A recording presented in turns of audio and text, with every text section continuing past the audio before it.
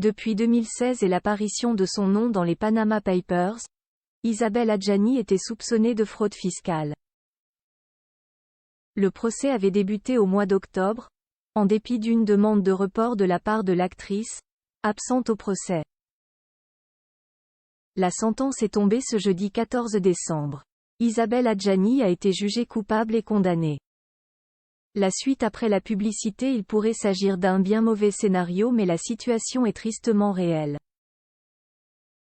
Isabelle Adjani vient d'être condamnée pour fraude fiscale comme l'a rapporté l'AFP. Ce jeudi 14 décembre, le tribunal correctionnel de Paris a rendu son verdict dans le procès pour fraude fiscale aggravée et blanchiment qui avait eu lieu le 19 octobre. Il a condamné l'actrice à une peine de 2 ans de prison avec sursis ainsi qu'une amende de 250 000 €. La comédienne devrait faire appel. Une peine plus lourde que prévu, c'est une peine de 18 mois de prison avec sursis qui était à l'origine requise par le parquet national financier à l'encontre de la comédienne, 5 fois césarisée.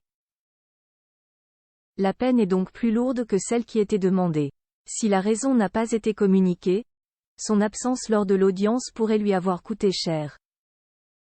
Alors qu'elle se trouvait aux États-Unis, sa défense avait demandé le report de l'audience en invoquant en particulier une pathologie aiguë, mais le tribunal avait rejeté cette requête, affirmant douter de son intention réelle de venir à la barre.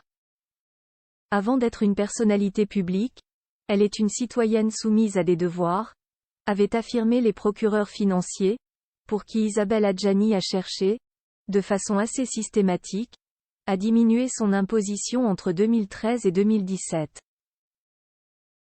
Ses avocats Stéphane Babonneau et Olivier Pardo avaient dénoncé les procès d'intention et les croyances de l'accusation, plaidant la bonne foi de la comédienne star de 68 ans et demandant sa relaxe. Une enquête ouverte en 2016. L'enquête avait été ouverte en 2016 après l'apparition du nom d'Isabelle Adjani dans les Panama Papers, comme détentrice d'une société aux îles Vierges britanniques.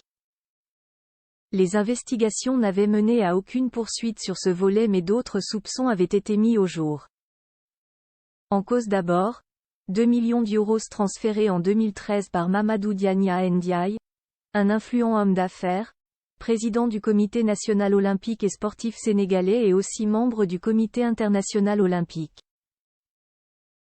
Selon l'accusation, il s'agissait d'une donation déguisée en prêt, ce qui a permis à l'actrice d'éluder 1,2 million d'euros de droits de mutation. Pour la défense en revanche, la somme correspondait bien à un prêt déclaré de la part d'un ami, dans un contexte de détresse financière très importante. Il était en outre reproché à Isabelle Adjani de s'être fictivement domiciliée au Portugal en 2016 et 2017, éludant en cela 236 000 € d'impôt sur le revenu. Vivant alors entre les deux pays, elle avait commis une erreur en étant mal conseillée, avait fait valoir ses avocats.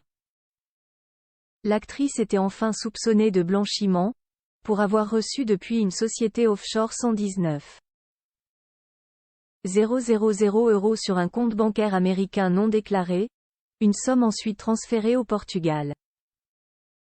De l'argent utilisé pour faire un don à la famille de sa gouvernante, afin qu'elle puisse acquérir un bien au Portugal, avait soutenu ses conseils. La suite après la publicité.